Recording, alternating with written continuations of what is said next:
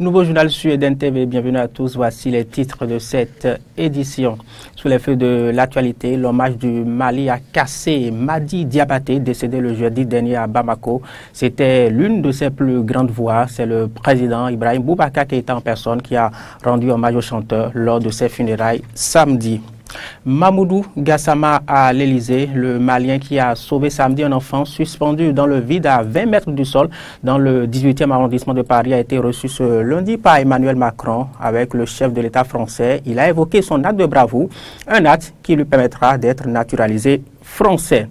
En Cisjordanie, cela se passait ces derniers jours opposant les Palestiniens et des Israéliens qui menaient un raid dans le camp de réfugiés d'Amari à Ramallah.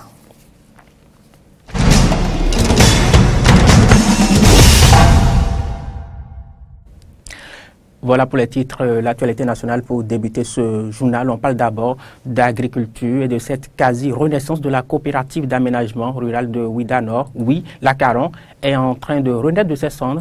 Oubliez les problèmes du passé, ses membres tenaient récemment une assemblée générale extraordinaire. Il y a été question de l'étude des nouveaux tests de l'organisation et du bilan de l'administrateur provisoire. Ceci, vous allez l'entendre, ouvre de nouvelles perspectives à cette coopérative, à savoir l'élection d'un conseil d'administration et la mise en place d'une nouvelle équipe dirigeante.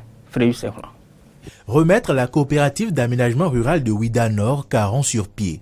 C'est en somme l'objectif global de l'Assemblée générale extraordinaire des coopérateurs qui s'est tenue du 15 au 18 mai 2018 à Ouidah.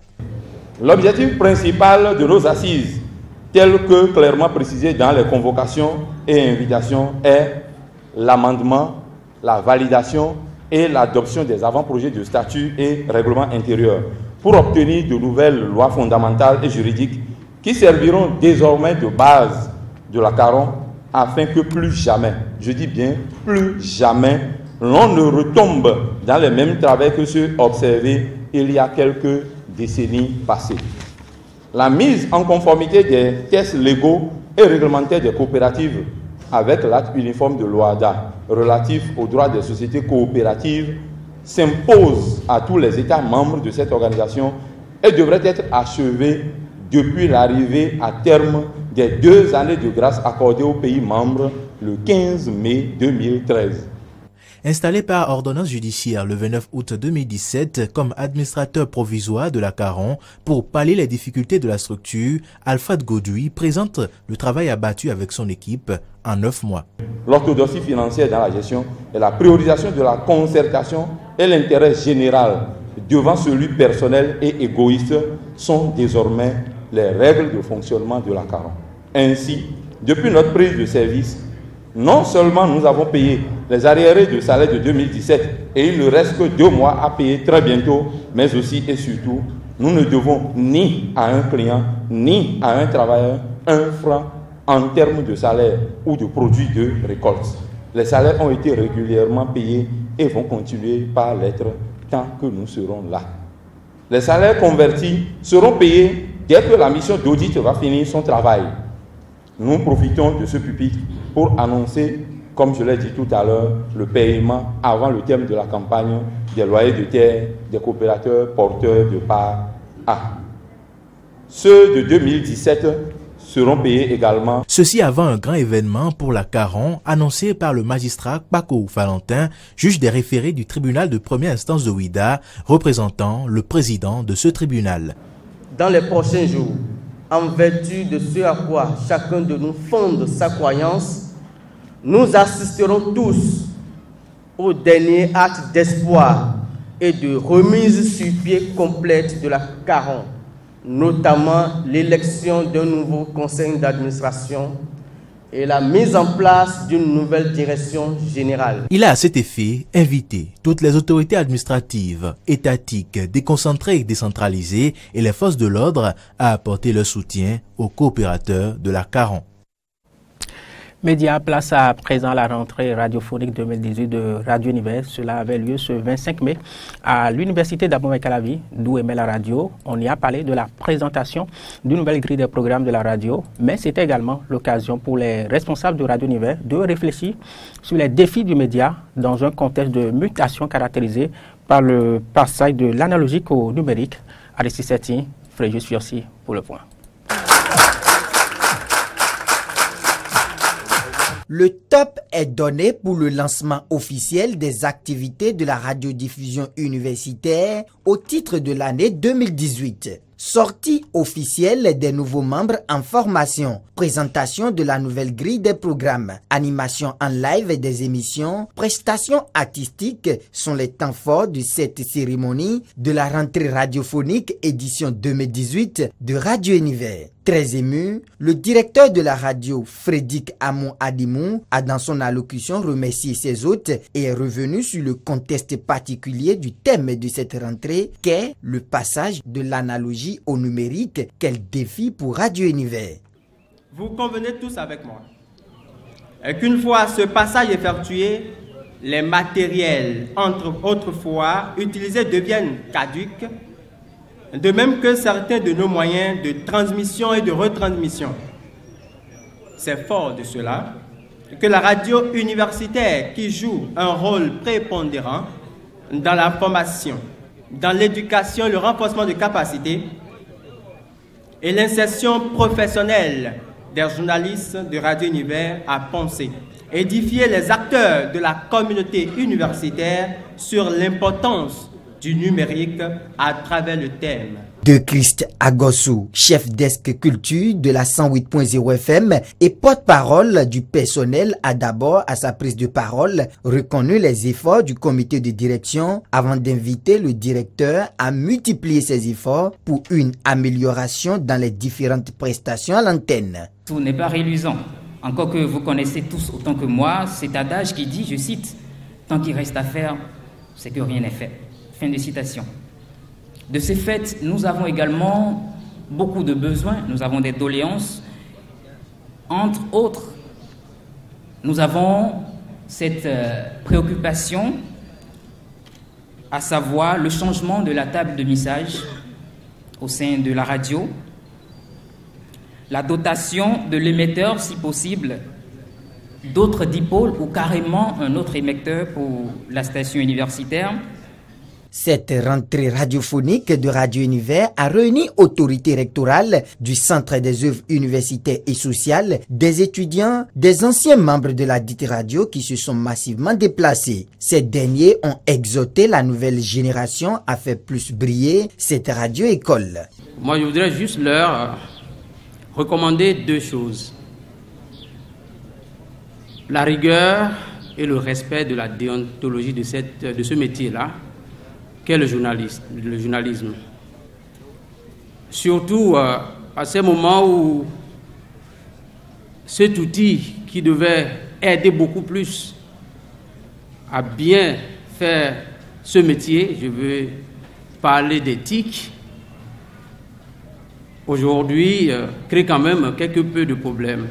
Un grand merci au directeur Radio Univers pour tous les efforts que vous ne cessez de faire pour l'épanouissement des étudiants et en même temps permettre à ces étudiants-là de pouvoir quand même, à côté des études, pouvoir apprendre. Les membres de Radio Univers sont repartis avec le ferme engagement de mieux servir la communauté universitaire. On ajoute quelques mots. Vous pouvez suivre les programmes de cette radio sur la fréquence 108.0 FM. Suspension de la nouvelle tribune encore, suspension de la nouvelle tribune toujours. On n'a pas fini de l'évoquer, cette sanction infligée au quotidien dont nous vous parlons depuis plusieurs jours et œuvre du président de la HAC, haute autorité de l'audiovisuel de la communication, suscite toujours des réactions.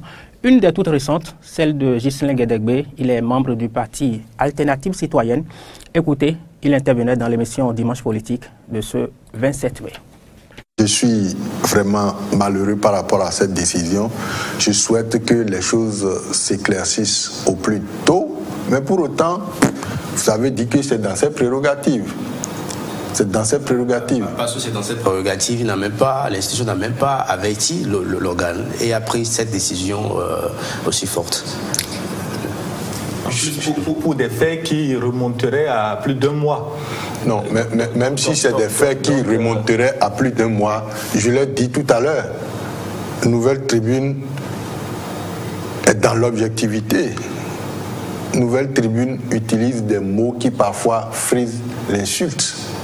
pas forcément au chef de l'État, à d'autres institutions. C'est aujourd'hui que vous reconnaissez que le journal utilise des mots qui fusent l'insulte. Vous avez reconnu quand même qu'il a travaillé pour l'avènement de Patrice Talon.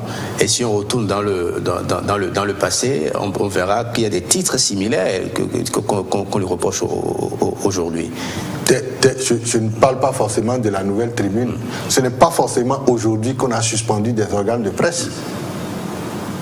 Donc, les pouvoirs des institutions sont en train d'être... Je suis malheureux, croyez-moi. Mais pour autant, c'est vous qui m'avez rappelé que le président Boni Tessi, qui au demeurant n'a pas été proposé par Patrice Talon, a été proposé par l'ancien président M. Yaïbouni. C'est lui qui a pris cette décision et de lui-même, mesure conservatoire. J'allais même vous demander, vous devriez me l'enseigner, est-ce que c'est dans vos tests de prendre une mesure pour suspendre un journal avant de dire maintenant la plénière va se réunir pour, et s'il faut le faire, c'est pour combien de temps? Je suis malheureux, mais là où je voudrais attirer votre attention, ce qui m'intéresse le plus, le président de la République, jusque-là encore il est droit dans ses bottes. C'est vrai que c'est à lui qu'on a fait allusion, on a utilisé des thèmes très discoutoires vis-à-vis du chef de l'État. J'ai lu ces thèmes, je vous confirme que ces thèmes sont discoutoires, mais pour autant, je n'aurais pas souhaité qu'on suspende l'organe. Maintenant, si l'organe est suspendu, Patrice Talon, il restera droit dans ses bottes. Sous l'effet de l'actualité, également cet accueil officiel dans la citoyenneté béninoise de plusieurs dizaines d'étrangers naturalisés. C'était ce 25 mai à Cotonou. Laurent Tonekes, Denis Marouya. Ils sont désormais des Béninois à part entière. Ces étrangers vivant au Bénin depuis des années ont souhaité bénéficier de la citoyenneté béninoise et ces choses effectives après décision du gouvernement béninois. La cérémonie officielle de leur reconnaissance en tant que Béninois s'est déroulée ce 25 mai à la salle Fleuve Jaune du ministère des Affaires étrangères et de la coopération. Et à partir du moment où on a signé le décret, vous êtes désormais des Béninois. Je sais que beaucoup d'entre vous vivaient au Bénin il y a des années. Beaucoup d'entre vous ont peut-être pris épouse ou époux ici. Beaucoup d'entre vous ont déjà des biens ici. Mais à partir de maintenant, vous n'êtes plus des étrangers vivant au Bénin. Vous êtes désormais des Béninois à part entière. Le ministre de l'Intérieur et de la Sécurité publique a par ailleurs rassuré les nouveaux compatriotes de la pleine disponibilité de son ministère à leur assurer la sécurité. Pour le ministre de la Justice Joseph Diogbenou, représentant son collègue des Affaires étrangères et de la coopération, c'est près de 300 personnes qui depuis 2 ans ont acquis la nationalité béninoise et c'est plus de la centaine d'enfants qui en raison du lien de filiation ont acquis la nationalité. Vous avez les mêmes droits que chacun de nous, mais vous avez les mêmes obligations, les mêmes devoirs. Je veux espérer que vous allez, venant dans notre communauté, vous projetant dans notre avenir, vous allez contribuer à faire en sorte que les travers que vous observez soient corrigés. Vous allez contribuer à faire en sorte que les vertus que vous avez trouvées en nous soient davantage mis en relief. Que vous allez accepter chacun par votre travail, par votre générosité, par votre disponibilité au service de l'État. Vous allez accepter que chacun de vous devienne des ambassadeurs du Bénin. Les nouveaux compatriotes se réjouissent de la décision du gouvernement de leur accorder la citoyenneté, en témoignent les mots de leurs représentante. Pour ça, nous vous en sommes aussi, messieurs les ministres, très reconnaissants. Je crois qu'avec tout ça, la seule façon qu'il nous reste pour vous dire encore une fois merci au-delà de cette cérémonie, ce sera d'apporter notre pierre à l'édifice, notre petite pierre à l'édifice de la construction du pays. Et nous espérons qu'à la fin de notre vie, que nous espérons bien sûr très longue, vous pourrez dire qu'en tant que nouveaux Béninois, nous n'avons pas démérité. Quand tu es debout, la liberté de Christ sonore. chante au premier feu de l'aurore, enfant du Bénin debout.